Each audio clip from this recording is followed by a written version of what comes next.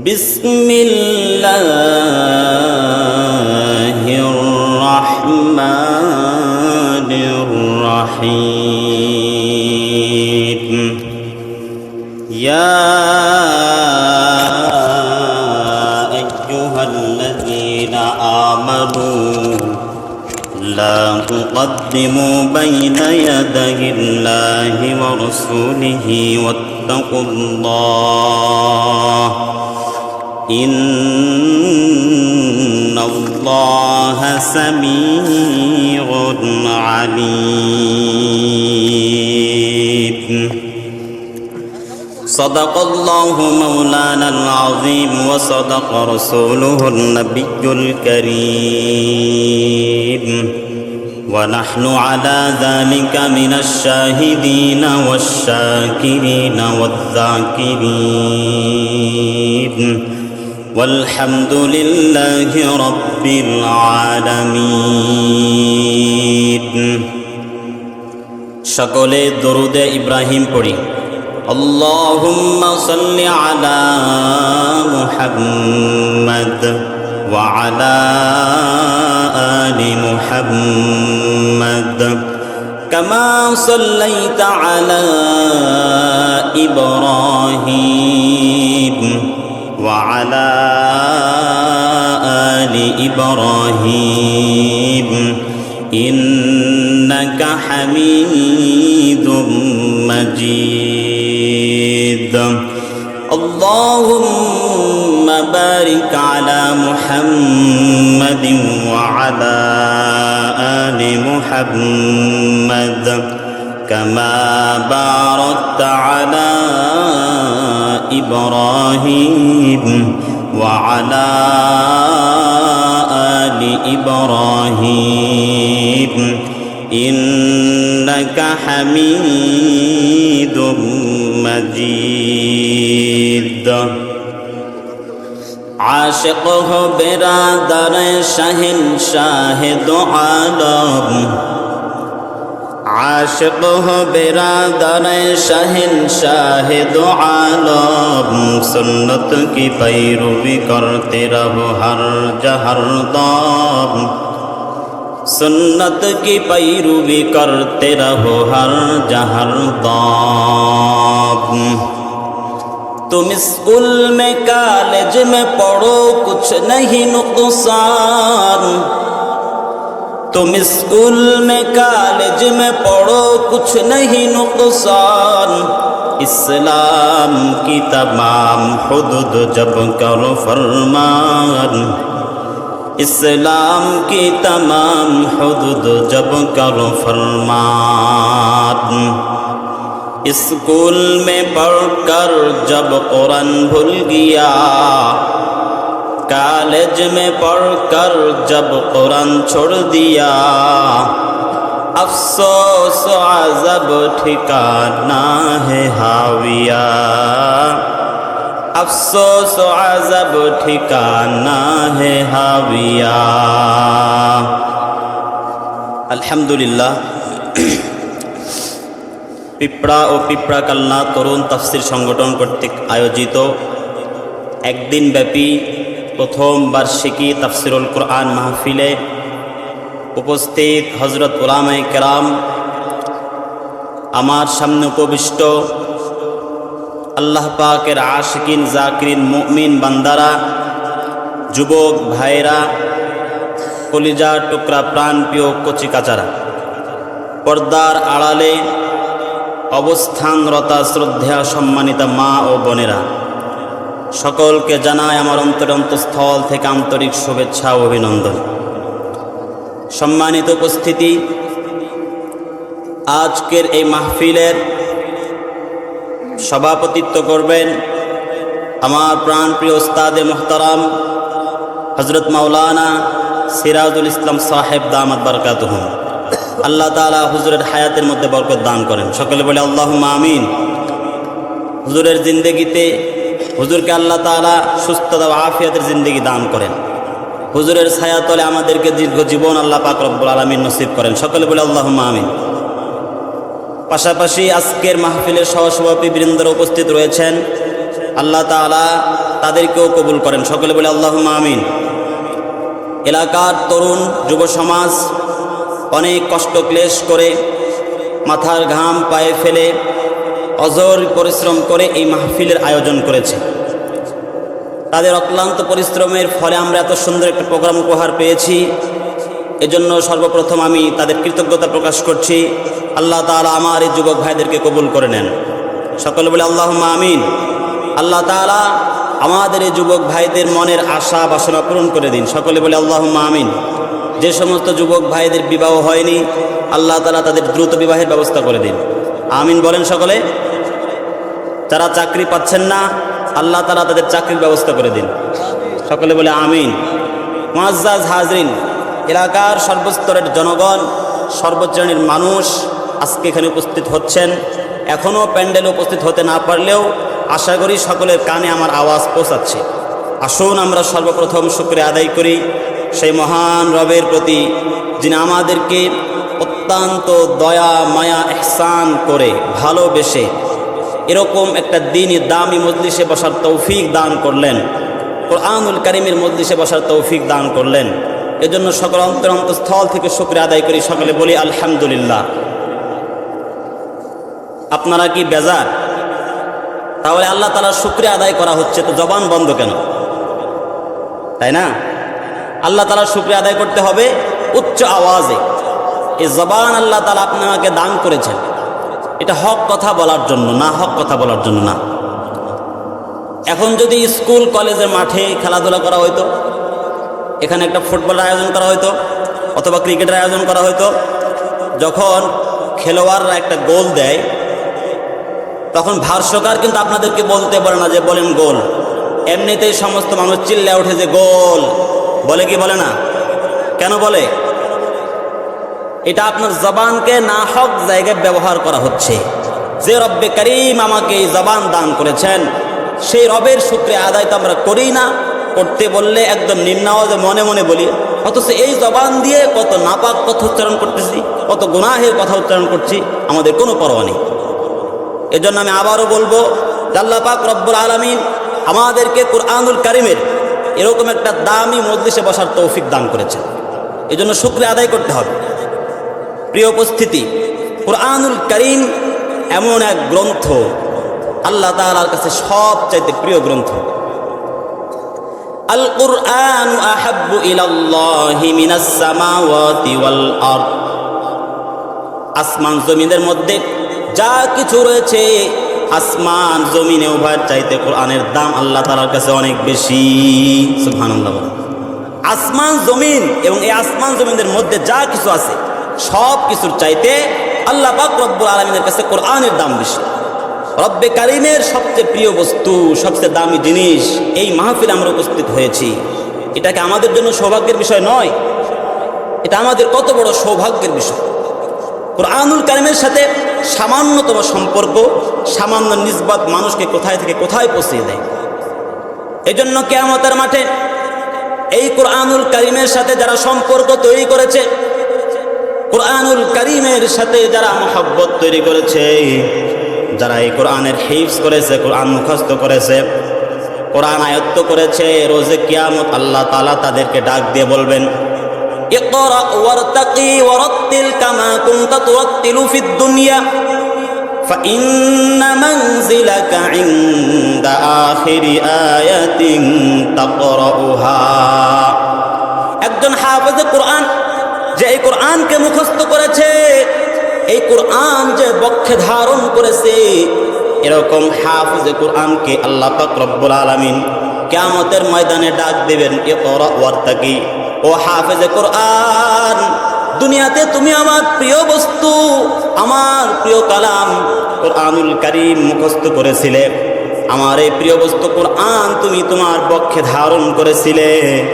এজন্য আজকে তুমি যেগুলো মুখস্থ করেছো এগুলো পড়তে থাকো, তার তিলের সঙ্গে পড়ো। দুনিয়াতে যেরকম তার তিলের সাথে পড়তে, এরকম তার তিলের সাথে পড়ো। তুমি পড়তে থাকো, ইকরা ওয়ারতাকি, তুমি পড়ো আর উপরে উঠতে থাকো। সুবহানাল্লাহ বলেন। হাফেজে কোরআন একটা আয়াত পড়বে তো সে একতলা উপর উঠতে থাকবে। কতক্ষণ উঠবে? ফাইন্না মানজিলাকা ইনদা আখিরি আয়াতিন তাকরাউহা, তুমি যে একটা আয়াত পড়বে আর উপরে উঠতে থাকবে, তোমার এ ওঠা কখন শেষ হবে জানো? যখন তোমার কুরআনুল কারীমের তেলাওয়াত শেষ হবে, তোমার উপরে ওঠাটাও শেষ হবে। সুবহানাল্লাহ। তাহলে হাফেজে কোরআন যত আয়াত বলতে পারবে, যত মুখস্থ আয়াত তার ছিল এগুলো আল্লাহকে শোনাতে পারবে, ঠিক তত তার উপরে সে তার স্থান আল্লাহ তাআলা দান করবেন। সুবহানাল্লাহ বলে। এই সম্মান কেন, এই মর্যাদা কেন? শুধুই কুরআনুল কারীমের সাথে সম্পর্ক থাকার কারণে। আজ দুনিয়ার মধ্যে দেখেন, আপনার বাড়ির মধ্যে একটা টেলিভিশন আছে, দামি ফ্রিজ আছে, এই ফ্রিজকে ঢাকার জন্য উপরে একটা দামি তোয়ালা দিয়েছেন, নকশি করা সুন্দর একটা কাঁথা দিয়েছেন, পাশাপাশি আপনার ঘরে কুরআনুল কারীম আছে। এই কুরআনুল কারীমকে ঢাকার জন্য নতুন কোনো গিলাফ আপনি বাজার থেকে ক্রয় করেন নাই, বরং আপনার ঘরের ব্যবহৃত পুরাতন কাপড়, যেটা পরিত্যক্ত হয়ে গেছে, কেউ ব্যবহার করে না, এরকম একটা নেকড়া পুরাতন কাপড় দিয়ে ওই কুরআনুল কারীমকে পেঁচিয়ে রেখেছেন। কিন্তু দেখেন মর্যাদা কার? আপনার টেলিভিশনের উপরে যে দামি নকশা করা কাঁথা, সুন্দর তোয়ালা রাখা আছে, এই তোয়ালা যদি কখনো আপনার ভুল কমে হোক আর ইচ্ছাকৃতভাবেই হোক আপনার হাত থেকে পড়ে যায়, টেলিভিশন থেকে পড়ে যায়, আপনি কিন্তু কখনো এটাকে আদব করেন না, সম্মান দেখান না, বরং বেশির চেয়ে বেশি যেখান থেকে পড়ছে ওখানে উঠায় রাইখা দেন। কিন্তু কুরআনুল কারীমের সাথে নিসবত থাকার কারণে আপনার ঘরের পরিত্যক্ত পুরাতন কাপড়ের দাম কীরকম বাড়ছে দেখেন। ভুলক্রমে যদি ইচ্ছাকৃতভাবে, তো কেউ এই কাপড়কে ফেলতে চায় না, এটাতে পা লাগাতে চায় না, মাটিকে স্পর্শ করতে দেয় না, ভুলক্রমেও কখনো যদি নিজের হাত থেকে মাটিতে পড়ে যায়, সঙ্গে সঙ্গে সেই কাপড়টাকে উঠায়া একবার চোখে লাগায়, একবার চুমু খায়, একবার মাথায় লাগায়। কেন করে এই কাজটা? কারণ তার সম্পর্ক কার সাথে? কুরআনুল কারীমের সাথে তার সম্পর্ক। এই সম্পর্ক কুরআনুল কারীমের সাথে হওয়ার কারণে এক পরিত্যক্ত পুরাতন কাপড়ের দাম আল্লাহ তাআলা বাড়িয়ে দিয়েছেন। এজন্য মুআজ্জাজ হাজিরিন, আল্লাহ তাআলা কুরআনুল কারীমের এই মাহফিলে আমাদেরকে আসার তৌফিক দান করেছেন। এটাতেই বুঝতে হবে যে আমরা অনেক বড় সৌভাগ্যবান। যাই হোক, আল্লাহ তাআলা এরকম দামি মজলিস আমাদেরকে কবুল করেছেন, এজন্য শুকরিয়া আদায় করার দরকার আছে না নাই? জোরে বলেন। সকলে অন্তরে অন্তঃস্থল থেকে জোরে সোরে এক বাক্যে সকলে একসাথে বলি আলহামদুলিল্লাহ। অগণিত দরুদ বর্ষিত হোক ওই মহান রাসূল সাল্লাল্লাহু আলাইহি ওয়াসাল্লামের প্রতি, যিনি আশরাফুল আম্বিয়া, সাইয়্যিদুল কাউনাইন, রাহমাতুল লিল আলামিন, যেই রাসূলের সুপারিশ ছাড়া আমাদের জন্য জান্নাতে যাওয়া সম্ভব, যে রাসূল সাল্লাল্লাহু আলাইহি ওয়াসাল্লাম নিজের জিন্দেগির পুরা সময়টা আমাদের ফিকিরে কাটিয়ে দিয়েছেন। আমার মতে গুনাহগার উম্মতকে জাহান্নাম থেকে কিভাবে বাঁচানো যাবে, এই ফিকিরে যে রাসূল নিজের জিন্দেগির পুরোটা সময় অতিবাহিত করে দিয়েছেন। আজও মদিনায় শুয়ে শুয়ে কাঁদছেন যে আমার উম্মতের কি হবে। রোজে কিয়ামত দুনিয়ার সমস্ত মানুষ যখন হয়রান পেরেশান, দুনিয়ার সমস্ত মানুষ, শুধু মানুষ না, নবী রাসূলরা পর্যন্ত যে মুহূর্তে ইয়া নফসি ইয়া নফসি ইয়া নফসি বলে ক্রন্দন করতে থাকবে, ঠিক ওই মুহূর্তেও একজন একটা ভিন্ন আওয়াজ, ভিন্ন স্লোগান তুলবেন, ইয়া উম্মতি ইয়া উম্মতি ইয়া উম্মতি। বলুন তো তিনি কে? কথা বলেন। ইনি হলেন আমাদের রাসূল মুহাম্মদুর রাসূলুল্লাহ সাল্লাল্লাহু আলাইহি ওয়াসাল্লাম। সেই রাসূলের প্রতি সকলে দরুদ পড়ি, সকলে একবার বলি সাল্লাল্লাহু আলাইহি ওয়াসাল্লাম। সম্মানিত উপস্থিতি, আমি একান্তই বরকতের নিয়তে আপনাদের সামনে কুরআনুল কারীমের সূরা হুজরাতের প্রথম আয়াত তেলাওয়াত করেছি। যদি আল্লাহ পাক রব্বুল আলামিনের তৌফিক আমার শামিলে হাল হয়, এই আয়াতকে সামনে রেখে উলামায়ে কেরাম থেকে, উলামায়ে দ্বীন থেকে সংগ্রহ করা কিছু কথা আপনাদের সামনে তাকরার করার চেষ্টা করব ইনশাআল্লাহু তাআলা। আল্লাহ পাক রব্বুল আলামিন এই সূরায় মানুষদেরকে কিছু আদব শিক্ষা দিয়েছেন, শিষ্টাচার শিক্ষা দিয়েছেন, আখলাক শিক্ষা দিয়েছেন। মানুষের আখলাক কেমন হবে, তার আদব, তার শিষ্টাচার কেমন হবে, এই শুরুর কয়েকটি আয়াতে আল্লাহ তাআলা সেটা আমাদেরকে জানিয়ে দিয়েছেন। আল্লাহ পাক রব্বুল আলামিন কুরআনুল কারীমের সূরা হুজরাতের শুরুতে বলছেন, ইয়া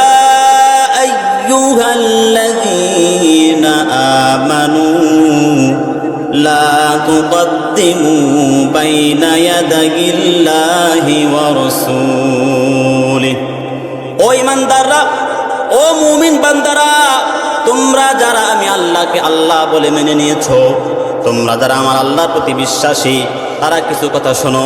লা তুকদ্দিমু বাইনা ইয়াদাইল্লাহি ওয়া রাসূলিহি, তোমরা আল্লাহ ও আল্লাহর রাসূলের আগে বাড়াবাড়ি করো না। আল্লাহ রাসূলের আগে অগ্রগামী হয়েও না। আল্লাহ রাসূল যেই কাজ করেননি সেই কাজ তোমরা আগ বাড়িয়ে করো না। আল্লাহ রাসূল যেই কথা তোমাদেরকে বলেন নাই এরকম কোনো কথা আগ বাড়িয়ে বলো না। মূল কথা হলো লা তুকদ্দিমু বাইনা ইয়াদাইল্লাহি ওয়া রাসূলিহি। যত প্রকার হতে পারে বাড়াবাড়ি, যত প্রকার হতে পারে কোনো রকম বাড়াবাড়ি করা যাবে না। এটা আল্লাহ তাআলার নির্দেশ।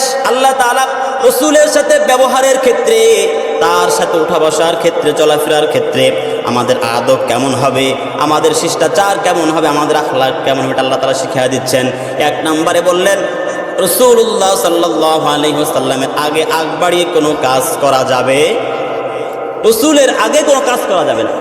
যেই কাজের সিদ্ধান্ত রাসূল এখনো দেননি এমন কোনো কাজের সিদ্ধান্ত রাসূল দেওয়ার আগে আগ বাড়িয়ে করা যাবে না।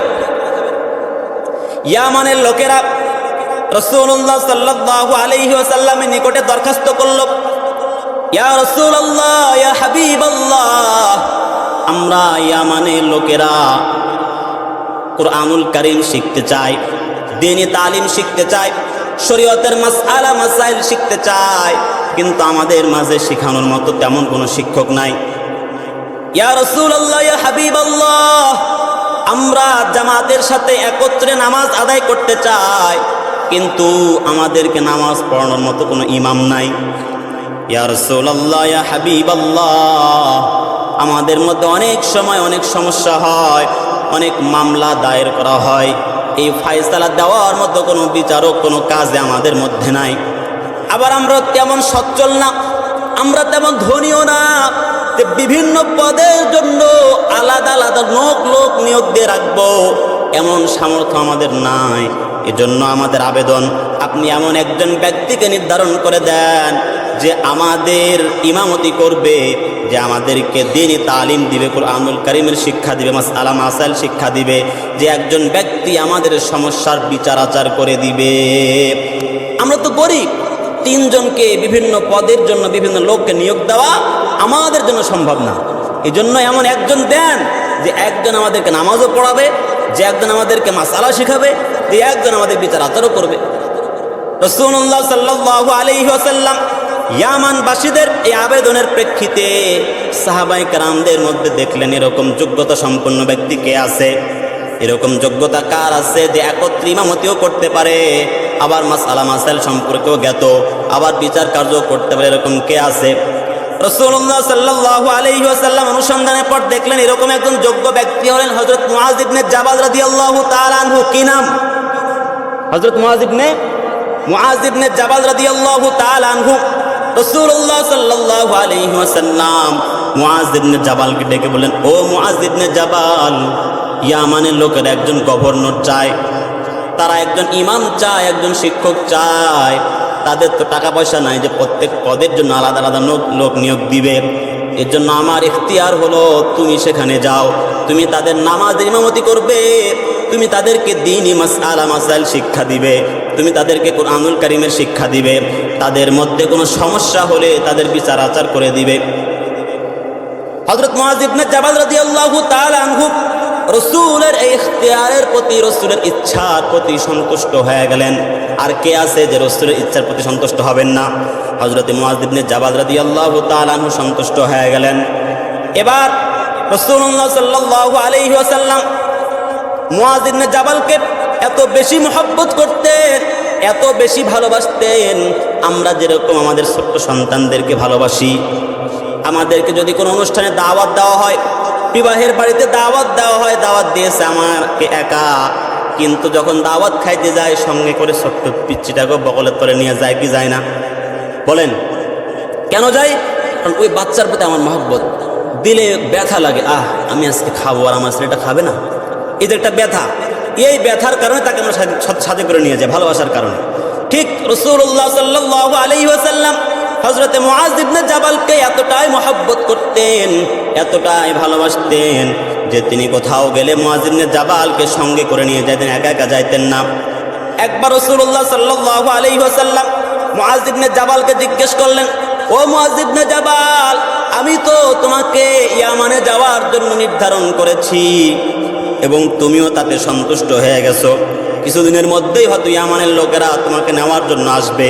আচ্ছা বলো তো, ইয়ামানে তুমি যখন যাইবা, সেখানে যাওয়ার পর তোমার কাছে যখন বিচার আচার আসবে, তোমার কাছে কোনো মামলা দেওয়া হবে, তুমি কি দিয়ে বিচার করবা?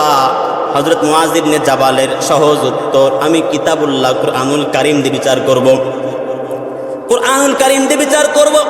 আমার সামনে যখন কোনো সমস্যা আসবে, কোনো প্রয়োজন দেখা দিবে, কোনো মামলা মোকদ্দমা আসবে, আমার সর্বপ্রথম কাজ হলো আমি কোরআন দিয়ে সমাধান করব। কারণ কোরআনে আল্লাহ তাআলা অনেক বিষয়ের সমাধান দিয়ে দিয়েছেন। যেমন আল্লাহ পাক রব্বুল আলামিন কুরআনুল কারীমের মধ্যে সূরা মাইদা এর ৩৮ নম্বর আয়াতের মধ্যে বলছেন, ওয়াস-সারিকু ওয়াস-সারিকাতু ফাকতাউ আইদিয়াহুমা জাযাআন বিমা কাসাবা নাকালাম মিনাল্লাহ ওয়াল্লাহু আজিজুন হাকীম। আল্লাহ পাক রব্বুল আলামিন এই আয়াতের মধ্যে বলেন, যারা চুরি করবে, চোরের শাস্তি কি হবে? যে চোর পুরুষ হোক অথবা মহিলা হোক, ফাকতাউ আইদিয়াহুমা, উভয়ের হাত কেটে দাও। জাযাআম বিমা কাসাবা, সে যে চুরি করলো, অন্যায় করলো, গুনাহ করলো, অপরাধ করলো, এই অপরাধের শাস্তি হিসেবে তার হাত কেটে ফেলতে হবে। নাকালাম মিনাল্লাহ, এটা আল্লাহ তাআলার পক্ষ থেকে নির্ধারিত একটা শাস্তি। আর আল্লাহু আজিজুন হাকীম, তোমরা এই শাস্তির ব্যবস্থা করো আর না করো, তোমরা যদি শাস্তির ব্যবস্থা করতে ভয় পাও, সমস্যা নাই। আল্লাহু আজিজুন হাকীম, আল্লাহ তাআলা হলেন মহাপরাক্রমশালী, ক্ষমতাবান। তোমরা কি করতেছে না করতে সব কিছু তিনি জানেন, তিনি হাকিম, তিনি প্রজ্ঞাবান। মুআয ইবনে জাবাল রাদিয়াল্লাহু তাআলা আনহু বললেন, আমার কাছে যখন বিচার আসবে আমি কোরআন দিয়ে বিচার করব। কারণ কোরআনুল কারীমের মধ্যে আল্লাহ তাআলা সমাধান দিয়ে দিয়েছেন। যেমন অন্য আয়াতের মধ্যে আল্লাহ তাআলা বলেছেন, আয-যানিয়াতু ওয়াজ-যানি ফাজলিদু কুল্লা ওয়াহিদিম মিনহুমা মিআতা জালদা। তোমাদের মধ্যে যে নারী পুরুষ জেনায় লিপ্ত হয়, যে নারী পুরুষ জেনায় লিপ্ত হয়, ওই নারী পুরুষ যদি অবিবাহিত হয় তাহলে তাদেরকে 100 বেত্রাঘাত করো। কোরআনের শাস্তি। তোমাদের মধ্যে কেউ যদি জেনায় লিপ্ত হয়, জেনায় লিপ্ত হওয়া ওই পুরুষ নারী যদি অবিবাহিত হয়, তাদেরকে 100 বেত্রাঘাত করতে হবে। আর কেউ যদি জেনায় লিপ্ত হয় কিন্তু সে বিবাহিত, কোরআনের নির্দেশ হলো তাকে পাথর মেরে হত্যা করে দাও। হযরত মুআয ইবনে জাবাল রাদিয়াল্লাহু তাআলা আনহু রাসূলকে বললেন, ইয়া রাসূলুল্লাহ, ইয়া হাবিবাল্লাহ, আমার সামনে যখন কোনো বিচার আসবে, কোনো ফয়সালা চাওয়া হবে, আমি সর্বপ্রথম কোরআন খুলে দেখব কোরআনুল কারীম আল্লাহ তাআলা কি সমাধান দিয়েছেন। যখন আমি কোরআনের মধ্যে সমাধান পাবো না, তখন কি করব? রাসূল জিজ্ঞেস করেন, ও মুআয ইবনে জাবাল, কোরআনের মধ্যে তো সব সমাধান দেওয়া নাই, যদি কোরআনের মধ্যে সমাধান না পাও তখন তুমি কি করবে? হযরত মুআয ইবনে জাবাল জবাব দিলেন, কোরআন খুলে যখন কোনো সমাধান আমি পাইব না, তখন আমি দেখব হাদিসে কি বলা হয়েছে। রাসূলুল্লাহ সাল্লাল্লাহু আলাইহি সাল্লাম বললেন, মনে করো তোমার কাছে এমন এক বিষয়ের সমস্যা এসেছে, এমন এক মাসআলা তোমার সামনে উপস্থিত হয়েছে, যেই মাসআলার সমাধান কোরআনের মধ্যেও নাই, যেই মাসআলার সমাধান হাদিসের মধ্যেও নাই, তখন তুমি কি করবে? এই সময় রাসূলুল্লাহ সাল্লাল্লাহু আলাইহি ওয়াসাল্লামকে মুআয ইবনে জাবাল জবাব দিলেন। মুআয ইবনে জাবাল বললেন, ইয়া রাসূলুল্লাহ, ইয়া হাবিবাল্লাহ, যেই সমস্যার সমাধান আমি কোরআনেও পাই না, যেই সমস্যার সমাধান আমি হাদিসেও পাবো না, তখন আমি ইজতিহাদ করে, গবেষণা করে আমি আমার মতামতের মাধ্যমে এর ফয়সালা নির্ধারণ করব। সুবহানাল্লাহ বলেন। রাসূলুল্লাহ সাল্লাল্লাহু আলাইহি ওয়াসাল্লাম হযরত মুআয ইবনে জাবাল রাদিয়াল্লাহু তাআলা আনহুর এত সুন্দর একটা কথা শুনে রাসূল খুশি হয়ে গেলেন, তার বুকে একটা থাপ্পড় দিলেন। আমরা যেরকম আদর করে থাপ্পড় দিই না, শাবাশ বেটা, যেরকম বলি, রাসূল সাল্লাল্লাহু আলাইহি ওয়াসাল্লাম ঠিক মুআয ইবনে জাবালের বুকের উপর একটা থাপ্পড় দিয়ে দিলেন। খুশি হয়ে গেছেন রাসূল, এত সুন্দর কথা যে কোরআনে যদি না পাই, হাদিসের মধ্যে যদি না পাই, তখন আমাদের কাজ হবে গবেষণা করা, ইজতিহাদ করা, ইস্তেমবাদ করা। এইখানে দেখেন হাদিসটা আমি কেন বললাম, বলার কারণ হলো আয়াতের মধ্যে আল্লাহ তাআলা বলেছেন লা তুকদ্দিমু বাইনা ইয়াদাইল্লাহি ওয়া রাসূলি, তোমরা আল্লাহর রাসূলের আগে অগ্রসর হও না, আল্লাহর রাসূলের সামনে অগ্রগামী হও না, সর্বক্ষেত্রে আল্লাহর রাসূলের আগে বাড়াবাড়ি করো না। এখন যদি আমরা কোনো বিষয়ের সমাধান করতে চাই, আমাদের সমাজে কোনো সমাধানের প্রয়োজন হয়, আমাদের সর্বপ্রথম কাজ হবে কোরআনে কি বলছে, পরে দ্বিতীয় নম্বর কোরআনে যদি না থাকে হাদিসে কি বলছে, এরপরে কোরআন হাদিসে যখন পাওয়া যাবে না, যুগের শ্রেষ্ঠ উলামায়ে কেরামরা ইস্তেহাদ ইস্তেমবাদ করে সমাধান বের করবে, এটাই নিয়ম। কিন্তু আজ আমাদের কি হলো, কোনো সমস্যা হলেই সর্বপ্রথম নিজের রায় পেশ করি, নিজের মতামত পেশ করি, নিজের গবেষণা পেশ করে দিই। এই যে আমি আমার গবেষণা পেশ করলাম, এটাই আল্লাহ রসুলের আগে বাড়াবাড়ি করা হলো। আপনি কোরআন মানলেন না তো আল্লাহর আগে বাড়াবাড়ি করা হয়ে গেল, হাদিস মানলেন না তো রসুলের আগে বাড়াবাড়ি করা হয়ে গেল। আর হাদিসে স্পষ্ট আয়াতে আল্লাহ তাআলা স্পষ্ট নিষেধ করেছেন যে তোমরা কোরআন হাদিস অস্বীকার করলে এটা লা তুকদ্দিমু বাইনা ইয়াদাইল্লাহি ওয়া রাসূলির পর্যায়ে চলে গেল, যে আল্লাহ রসুলের আগে বাড়াবাড়ি হয়ে গেল। এজন্য আমরা যদি আল্লাহর রসুলের আগে বাড়াবাড়ি করব না, এই প্রতিজ্ঞাবদ্ধ হয়, তাহলে আমাদেরকে প্রত্যেকটা বিষয়ের সমাধান খুঁজতে হলে সর্বপ্রথম কোরআনকে মানতে হবে, এরপরে হাদিসকে মানতে হবে। হাদিস কোরআন এবং হাদিসে না থাকলে তখন আমরা ইস্তেহাদ গ্রহণ করব। কোরআন হাদিসের সমাধান বিদ্যমান, এমন অবস্থায় কোনো কিয়াস, কোনো ইস্তেহাদ, কোনো ইস্তেমবাতের কোনো প্রয়োজন নাই, এটার কোনো মূল্য নাই। যেখানে কোরআন হাদিস আছে এখানে ইস্তেহাদের কোনো দাম নেই। অতএব মুআজ্জাজ হাজরিন, আল্লাহ রসুলের আগে অগ্রসর হওয়া যাবে না। হাদিসটা শেষ করছি। রাসূলুল্লাহ সাল্লাল্লাহু আলাইহি ওয়াসাল্লাম হযরত মুআজ ইবনে জাবাল রাদিয়াল্লাহু তাআলা আনহুকে যেদিন ইয়ামানে পাঠিয়ে দিবেন, ইয়ামানের লোকেরা রাসূলের কাছে আসছে একজন গভর্নরকে নেওয়ার জন্য। রাসূলুল্লাহ সাল্লাল্লাহু আলাইহি ওয়াসাল্লাম হযরত মুআজ ইবনে জাবালকে ইয়ামানের জন্য পাঠিয়ে দিলেন, বিদায় দিয়ে দিলেন। কিন্তু আশ্চর্যের বিষয়, রাসূল সাল্লাল্লাহু আলাইহি ওয়াসাল্লাম মুআজকে যে উটের পিঠে চড়িয়ে দিয়েছেন, উটের পিছনে পিছনে রাসূল হাঁটতেছেন, দীর্ঘক্ষণ হাঁটছেন, মদিনা এলাকা পার হয়ে গেছেন, তাও হাঁটতেছেন। আমাদের সমাজের যে সমস্ত ছেলেরা ঘরের বাইরে থাকে, ঈদের ছুটিতে আসছে, এরা যখন আবার শহরের দিকে গমন করে, দেখবেন এই সন্তানগুলোর মা ওই বাড়ির বাইরে দাঁড়ায় দাঁড়ায় দেখতে থাকে। যতক্ষণ পর্যন্ত সন্তানের গাড়ি দেখা যায়, যতক্ষণ পর্যন্ত সন্তান চোখের নজরে আসে, ততক্ষণ পর্যন্ত কিন্তু মা ওইখান থেকে সরে না। মা রাস্তায় দাঁড়ায় দাঁড়ায় নিজের সন্তানের চেহারা দেখতে থাকে। ঠিক তদ্রুপ রাসূলুল্লাহ সাল্লাল্লাহু আলাইহি ওয়াসাল্লাম মুআজ ইবনে জাবালকে এত ভালোবাসতেন, এত মহব্বত করতেন। মুআজকে বিদায় দিয়ে দিচ্ছেন, এমন মুহূর্তে রাসূল সাল্লাল্লাহু আলাইহি ওয়াসাল্লাম দাঁড়ায় দাঁড়ায় দেখতেছেন মুআজ কিভাবে যাচ্ছে। রাসূল সাল্লাল্লাহু আলাইহি ওয়াসাল্লাম উঠের পিছনে দাঁড়ায় দাঁড়ায় মুআজকে দেখতেছেন। রাসূলের ভালোবাসা, মহব্বত আর আবেগ অনুভূতি এতটাই বেশি ছিল, রাসূল ভালোবাসা মহব্বতের আবেগে নিজের ভিতরের গোপন কথা, গোপন রহস্য বলে ফেললেন। মুআজ যখন দূরে চলে যাচ্ছে, কিছু দূর চলে যাচ্ছে, আর কথা শোনা যাবে না, এমন অবস্থায় রাসূলুল্লাহ সাল্লাল্লাহু আলাইহি ওয়াসাল্লাম মুআজকে ডাক দিয়ে দিলেন, ও মুআজ, ও মুআজ ইবনে জাবাল, জিন্দেগির শেষবারের মধ্যে একবারে রাসূলকে দেখে নে, এরপরে তুই যখন ইয়ামান থেকে মদিনায় ফিরে আসবি, এই রাসূলকে তুই আর জীবিত দেখতে পাবি না, জীবনের শেষবারের মতো একবার দেখে নে। হযরত মুআজ ইবনে জাবাল রাদিয়াল্লাহু তাআলা আনহুর কানে যখন রাসূলের এই কথাটা পৌঁছলো, মুআজ ইবনে জাবাল সঙ্গে সঙ্গে উটের পিঠ থেকে পড়ে গেলেন। উটের পিঠ থেকে পড়ে যাওয়ার পর সেখান থেকে উঠে আবার রাসূলুল্লাহ সাল্লাল্লাহু আলাইহি ওয়াসাল্লামের কাছে দৌড়ে চলে আসতেছেন। রাসূলের কাছে দৌড়ে আসার পর রাসূলের বুকে বুক লাগিয়ে দিয়েছেন।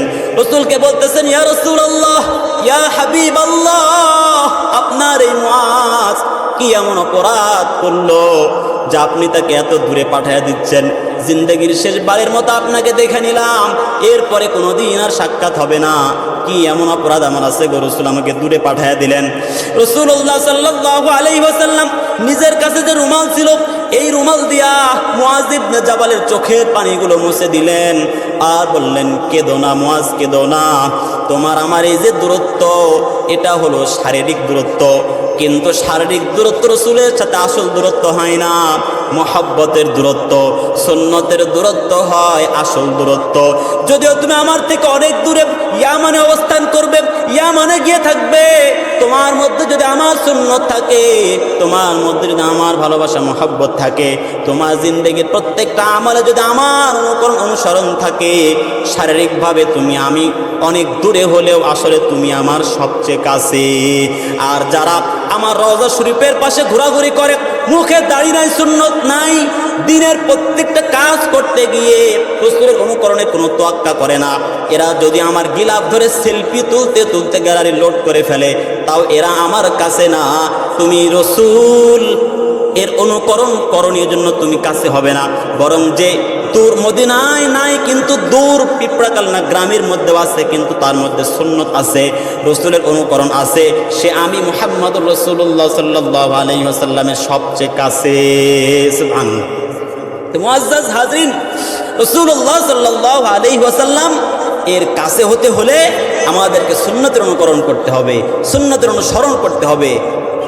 এজন্য আমি বলে থাকি যে আমরা সকালে ঘুম থেকে উঠে আবার রাত্রে ঘুমে যাওয়া পর্যন্ত যত কাজকর্ম করব, এই সব কাজকর্ম যেন রাসূলের তরিকায় হয়, রাসূল যেভাবে করেছেন সেইভাবে হয়, তাহলে আমাদের জিন্দেগি কামিয়াব আর সফল। অন্যথায় সুন্নতের অনুকরণ হলো না, সুন্নতের অনুসরণ হলো না, তা আমি রাসূলের ভালোবাসা পাইলাম না, রাসূলের ভালোবাসা না পাইলাম তা আল্লাহর ভালোবাসা পাইলাম না। আর যে আল্লাহর ভালোবাসা পাইল না, তার পরিণাম কি হতে পারে? প্রিয় উপস্থিতি, এজন্য রাসূলের অনুসরণ করতে হবে। আমি যদি রাসূলের অনুকরণ করে পায়খানাও করি, ইস্তেঞ্জায় যায়, রাসূল যেইভাবে ইস্তেঞ্জাখানায় প্রবেশ করেছেন আমি যদি ঠিক সেইভাবে প্রবেশ করি, রাসূল যেইভাবে ইস্তেঞ্জাখানা থেকে বের হয়েছেন আমি যদি ঠিক সেইভাবে ইস্তেঞ্জা থেকে বের হই, রাসূল যেইভাবে বাথরুমের সময়টা অতিবাহিত করেছেন আমি যদি ঠিক রাসূলের অনুকরণে ওইভাবে সময়টা অতিবাহিত করি, করলাম তো বাথরুম, করলাম তো নিজের প্রয়োজন পূরণ, করলাম তো নিজের জিন্দেগির চাহিদা, কিন্তু আল্লাহ তাআলা এটাকে আমাল হিসেবে গ্রহণ করে নেবেন। জোরে বলেন সুবহানাল্লাহ। সম্মানিত উপস্থিতি, এই আয়াত যখন নাজিল হলো যে লা তুকাদ্দিমু বাইনা ইয়াদাইল্লাহি ওয়া রাসূলি, তোমরা আল্লাহ রাসূলের আগে বাড়াবাড়ি করো না, সাহাবায়ে কেরাম এতটাই পেরেশান, এতটাই হয়রান, এতটাই সতর্ক যে সব ক্ষেত্রে তারা লক্ষ্য করে যে আমাদের বাড়াবাড়ি হয়ে যাচ্ছে কিনা। কথা বলেন তো কথা বলার ক্ষেত্রে দেখেন যে বাড়াবাড়ি হচ্ছে কিনা, কোনো কাজ করেন দেখছেন কি বাড়াবাড়ি হচ্ছে কিনা। রাস্তায় হাঁটতেছেন তো রাসূলের আগে কেউ হাঁটে না, কারণ রাসূলের আগে হাঁটলে তো এটা আগে বাড়াবাড়ি হয়ে যাচ্ছে। এই জন্য সাহাবায়ে কেরাম রাসূলের পেছনে পেছনে হাঁটতেন। খাবার খাবেন, দস্তরখানায় খাবার আছে, রাসূল খাওয়ার আগে কেউ খাবার খাইতেন না। এই আয়াত নাজিল হওয়ার পরে সাহাবায়ে কেরামরা খুব সতর্ক হয়ে গিয়েছিলেন।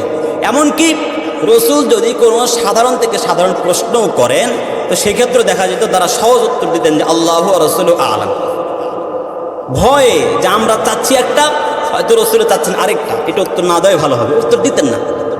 যেমন রাসূলুল্লাহ সাল্লাল্লাহু আলাইহি ওয়াসাল্লাম বিদায় হজের ভাষণ শুরু করার সময় সাহাবায়ে কেরামদেরকে লক্ষ্য করে বললেন আইয়ু শাহরিন হাজা, ও সাহাবায়ে কেরাম এটা কোন মাস? সাহাবায়ে কেরামের জবাব হলো আল্লাহু ওয়া রাসূলুহু আ'লাম, আল্লাহ রাসূল ভালো জানেন। এরপরে রাসূলুল্লাহ সাল্লাল্লাহু আলাইহি ওয়াসাল্লাম প্রশ্ন করলেন আলাইসা যিল হজ্জা, এটা কি জিলহজ মাস নয়? সাহাবায়ে কেরাম বললেন জি হ্যাঁ, এটা জিলহজ মাস। কিছুক্ষণ পর কথা বলতে বলতে আবার রাসূল প্রশ্ন করলেন আইয়ু বালাদিন হাজা, এটা কোন শহর?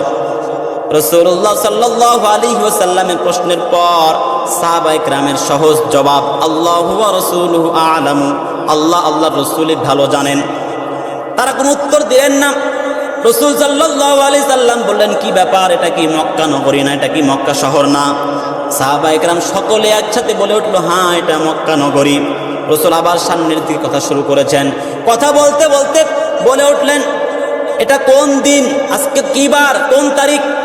সাহাবায়ে কেরামদের সহজ উত্তর আল্লাহু ওয়া রাসূলুহু আ'লাম, আল্লাহর রাসূলই ভালো জানেন। তখন রাসূলুল্লাহ সাল্লাল্লাহু আলাইহি ওয়াসাল্লাম আবার বললেন এটা কি ঈদের দিন নয়, এটা কি কুরবানির ঈদের দিন নয়? সাহাবায়ে কেরামের সহজ উত্তর হ্যাঁ, এটা কুরবানির দিন। এটা বলে তারপর রাসূল বিদায় হজের ভাষণ শুরু করেছেন। এখন এইখানে আমার কথা হলো, আচ্ছা কোন মানুষ কি মাসের নাম জানবে না এরকম হতে পারে? আচ্ছা বলেন তো এটা কোন মাস, কোন মাস বলেন? ইংরেজিটা বলেন, সবাই তো আরবিটা জানে না। ইংরেজি কোন মাস? এপ্রিল মাস। আজকে কি বার? শুক্রবার। কোন তারিখ? 4 তারিখ। দুই একজনের হয়তো অজানা থাকতে পারে, তাই বলে কি পুরা সমস্ত সাহাবায়ের কেন অজানা ছিল? ছিল না। তারা বললেন না কেন? লা তুকাদ্দিমু বাইনা ইয়াদাইল্লাহি ওয়া রাসূলি। আমি যদি বলি এটা যদি রাসূলের ইচ্ছায় না হয়, হয়তো আল্লাহ রাসূল অন্য কোনো নাম রাখতে পারেন, এই ভয়ে তারা বলেননি। সুবহানাল্লাহ। তো ওনারা কি পরিমাণ সতর্ক হয়েছেন, কি পরিমাণ সতর্ক হলে এতটুকু পরহেজ করেন। সূরা হুজরাতের পরের আয়াত আল্লাহ পাক রব্বুল আলামিন বলছেন, ইয়া আইয়ুহাল্লাযীনা আমানু লা তারফাউ আসওয়াতাকুম ফাওকা সাওতিন নাবিয়্যি ওয়া লা তাজহারু লাহু বিল কওলি কাজাহরি বা'দিকুম লিবা'দিন আন তাহবাতা আ'মালুকুম ওয়া আনতুম লা তাশউরুন।